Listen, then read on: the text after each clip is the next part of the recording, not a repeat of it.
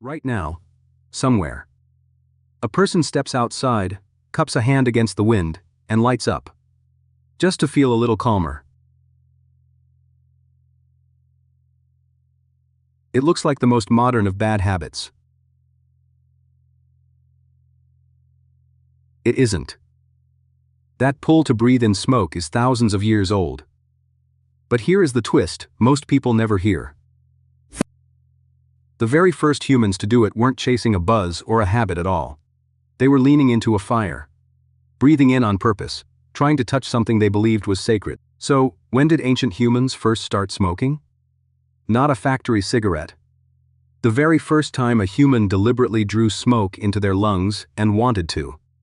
The honest answer doesn't begin with pleasure, or addiction, or even relaxation. It begins with fire. A handful of dried plants.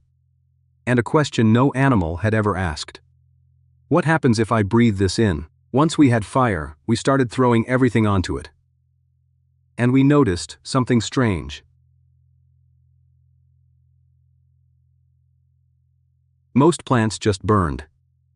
But a few, when they smoldered, filled the air with a smoke that did things to you. It made your head swim. It calmed a cough, or sharpened your senses, or slid a curtain of dreams across your mind.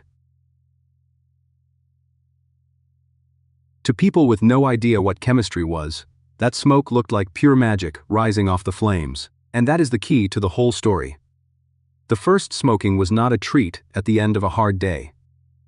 It was a tool for reaching the invisible. A healer would breathe smoke to drive out sickness.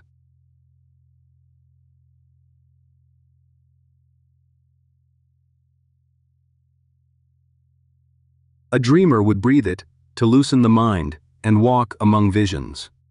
Around the fire, the rising smoke was the road that carried prayers up to the spirits. Long before it was a habit.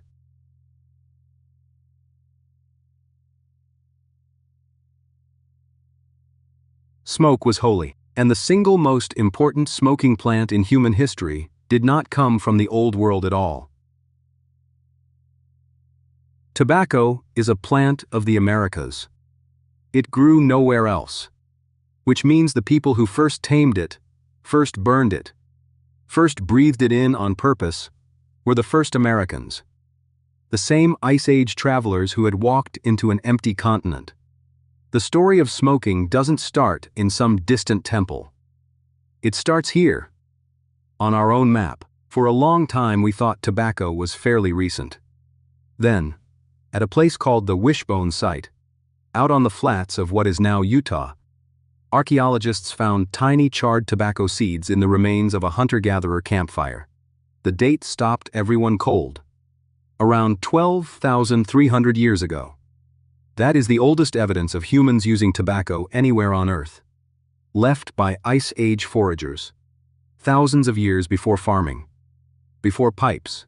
Before cities. They had no cigarettes and, at first, no pipes. So the earliest use was rougher and more inventive.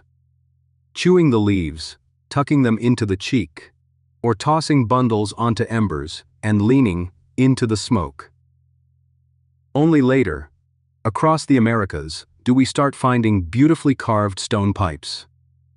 And when scientists scrape the insides, the residue of nicotine is still there, thousands of years on, and the urge to breathe a plant's power wasn't only ours.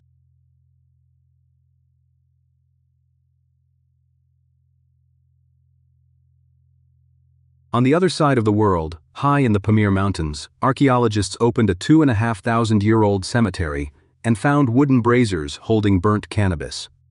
With exactly the chemistry you'd expect from people inhaling the smoke at a funeral. Different plant, different continent, same idea. Burn it, breathe it, cross over. Everywhere humans went, we found something to set alight and inhale. But why breathe smoke, of all things? Because it turns out to be a shortcut. Swallow a plant, and your gut works on it slowly, if at all. Burn it and breathe it. And its chemistry pours straight through your lungs into your blood and reaches your brain in seconds. Smoke was the fastest doorway ancient people had into their own minds. And into medicine. The same breath could ease pain, clear the lungs, keep biting insects away, and carry a ritual all at once. And smoke was almost never breathed alone. A pipe passed from hand to hand. Around a circle turned a group of separate people into one. It sealed a peace, opened a council, blessed a hunt, marked a death. To share the smoke was to say, "We are in this together." And this moment is set apart from the ordinary. The habit we now do.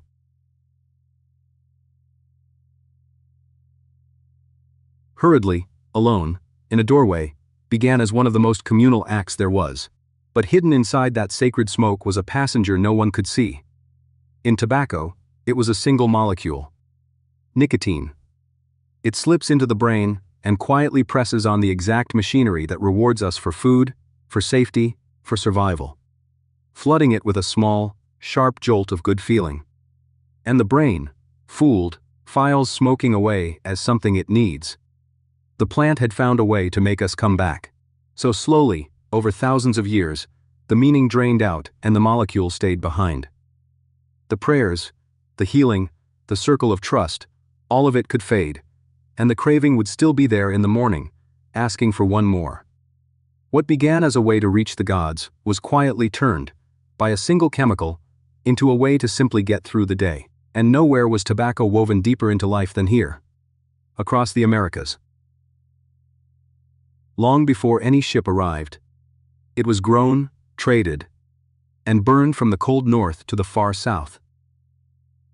Packed into pipes, blown over the sick, offered to the land, smoked to open every serious conversation.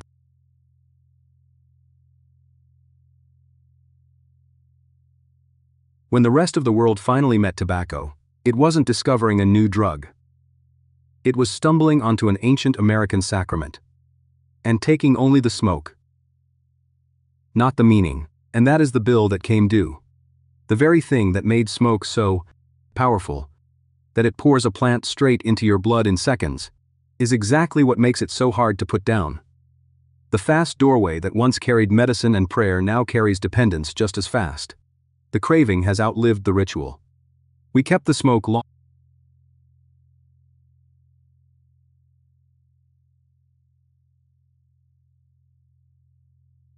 after we lost the reason we first breathed it. So, when did ancient humans first start smoking? Not in a modern city, and not for the reason you'd think.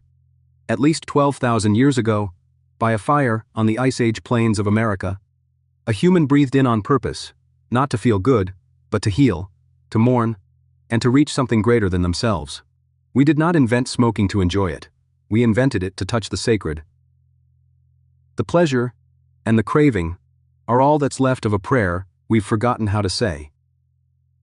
Because almost every habit you think is modern turns out to have a hidden root, running back thousands of years. And it's usually stranger and older than anyone expects.